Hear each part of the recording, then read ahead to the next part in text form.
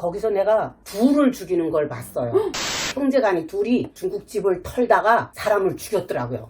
국정원에다가도 한번 물어보고 싶었어요. 이 사람들이 여길 넘어왔나 안 왔나. 그렇게 악착하게 놀더라고요. 그러니까 탈북해서 오신 분들에게 안전원보다 훨씬 더 가혹하게 했다. 그거네요. 그럼요.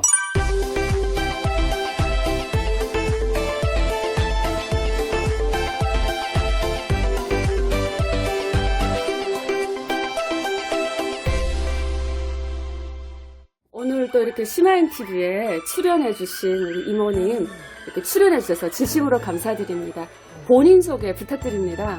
초대해 주셔서 감사합니다. 저는 함경북도 해령시 역전동에서 온 김영실이라고 합니다. 아, 해령에서 오셨군요. 네. 그러면 선생님 탈북 연도는 언제입니까?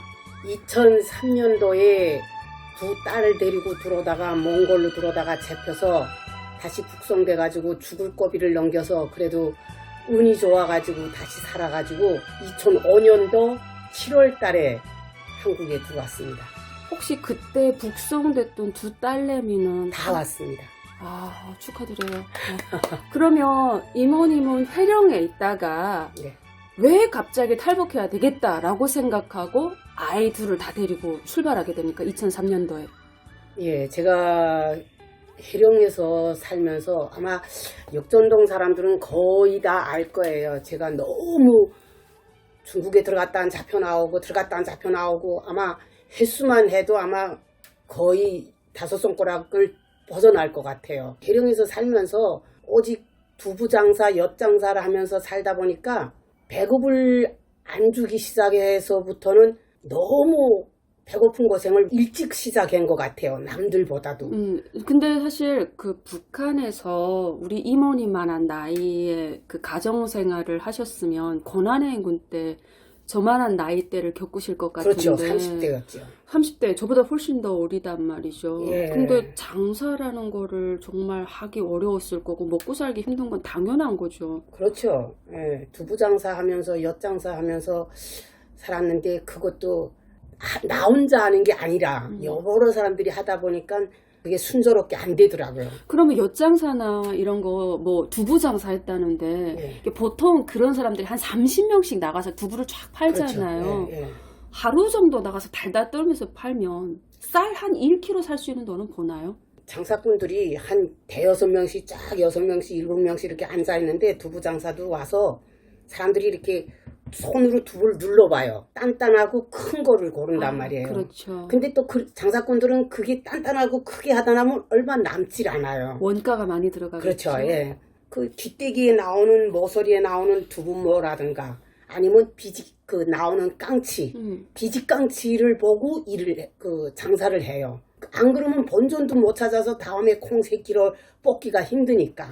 그러면 콩 3kg가 본전이라고 했을 때 그런 큰 돈을 버는 게 아니라 그냥 두부깡치라는 그렇죠. 비지 정도를 예, 그걸 우리 보고. 식구가 먹기 위해서 예, 장사를 하는 예. 정도다. 그리고 안 팔리는 두부를 집에 와서 그냥 그 두부가 식구들을 먹는 거고. 그러면 제가 이게 사실 북한에서는 남성들이 돈을 벌 수 있는 시스템이 아니잖아요. 그렇죠. 예. 그럼 우리 이모님 남편분 혹시 월급 받아서 가져다 준 적 있어요? 우리 아저씨가 해령에서도 유선 탄광 내화물 공장에서 벽돌을 굽는 거기 있었어요.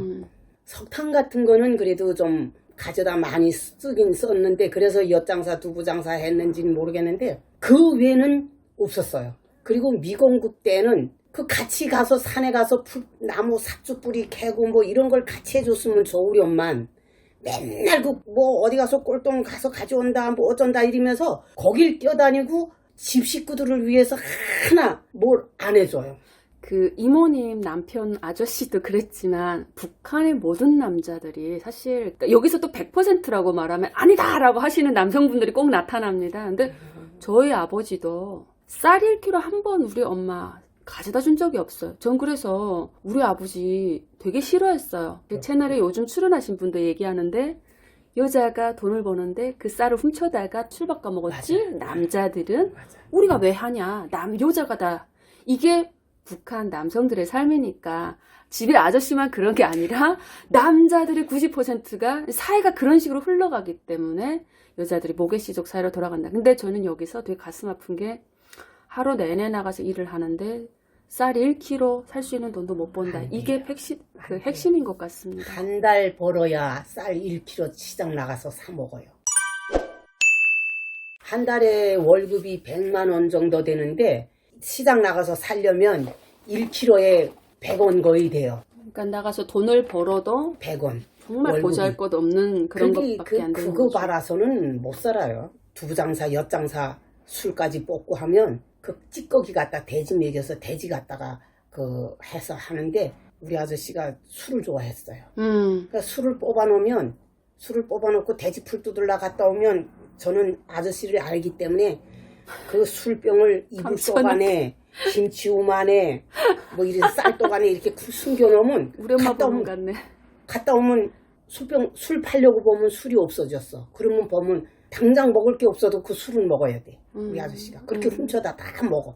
늘 듣던 소리라서 사실 저는 좀 놀랍지는 않습니다. 예. 북한에서 이렇게 장사를 하다가 중국을 넘어간 계기가 있을 거 아닙니까? 그러니까 그때 장티부수인가 파라티부수인가 그걸 북한에서 되게 알았어요. 작은 딸 내놓고는 온 식구가 다 알았어요. 집 식구들이 다 알고 나니까 미천이 다 없어졌어요. 계령에서 유선까지 조금만 한 기차역전으로 2역전 들어가면 친정엄마네 집인데 친정엄마네 집에 들어가도 딸이 그렇게 배고파서 굶어서 와도 우리 엄마네 집은 그래도 소토지 농사 뭐 이런 걸 하다 보니까 조금 옥수수가 조금 있었어요.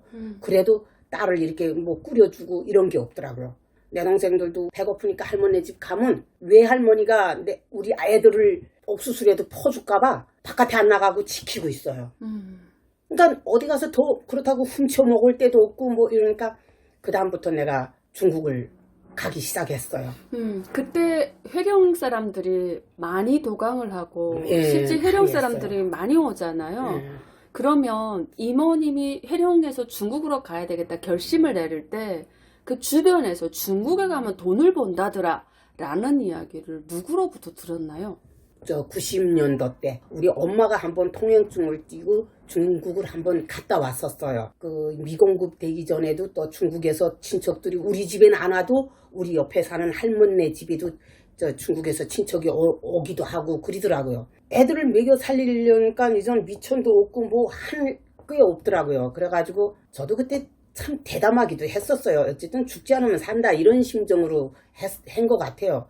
그래서 중국을 넘어 들어가가지고 그 옆에 집에 바가메라고 있었어요. 바가메라고 있었는데 그 집 이모가 우리 옆에 집을 장사 왔다가 그 주소를 내가 알아놨던 것 같아요. 그게 무턱대고 연길에 그 집을 들어가가지고 그 다음에 친척들한테서 도움을 처음에 받았어요. 네. 목단강까지 찾아 들어가서 삼촌 둘, 이모 둘인데 4집을 해서 한 집에서 중국 돈 500원씩 삼촌들이 그렇게 도와주더라고요. 그 도움을 받고 연길에 그 할머니 바가메라는 집한테 그 사람한테다 중국 돈 2,000원을 맡기면서 이걸로 우리 집안 빨리 좀 먹을 거 사달라 해서 라면, 쌀국수 순전히 먹을 것만 한 달구치 해서 그 할머니가 우리 돈으로 통행증 다 수속을 해서 갖다가 주고 그리고 나는 중국에 들어가서 식당 일을 했어요. 그랬구나. 나오질 않고 연길에서. 그러면 중국에서 몇 년 있다가 혹시 북송돼서 나가셨나요?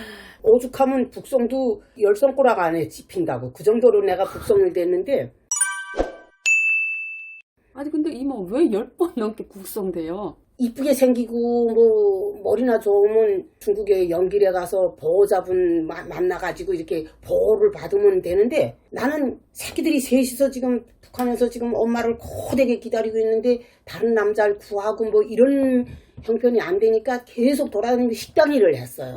근데 거기 가서 조금만 잘못하면 월급을 안 주려고 신고를 하고 또 투집을 잡아가지고 북한 사람이라는 걸 아니까 또 잡아내가고 계속 잡혀나가다 나니까 지금도 내 그 말이 잊혀 안 지는데 회령시 안전부 감찰과 과장이라고 백승년이라고 있어요. 그 사람이 나보고 발로 걷어차면서 나보고 야 이거나 또 잡혀나왔니? 좀 들어갔으면 잡혀나오지 말라. 우리도 골이 아파 죽겠다.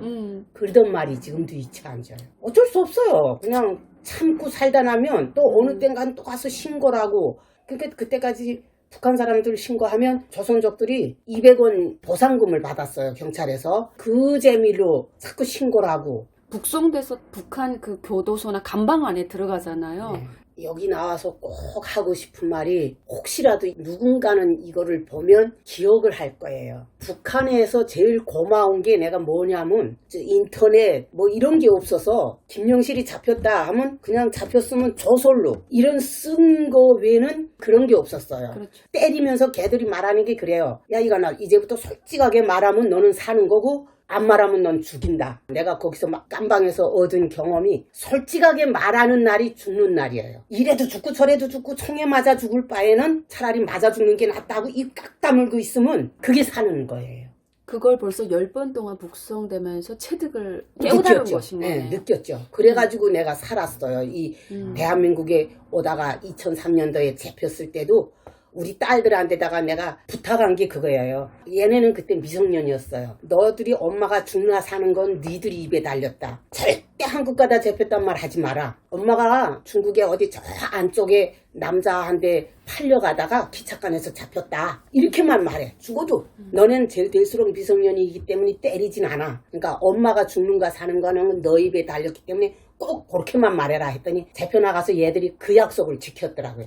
그래서 살아나온 거예요. 근데 거기에 아마 이제처럼 컴퓨터에 이렇게 김영실 찍어가지고 이렇게 나오면 내가 아무리 아이라고 뻗쳐도 진짜 나는 총에 맞아 죽은지도 오래요. 정말.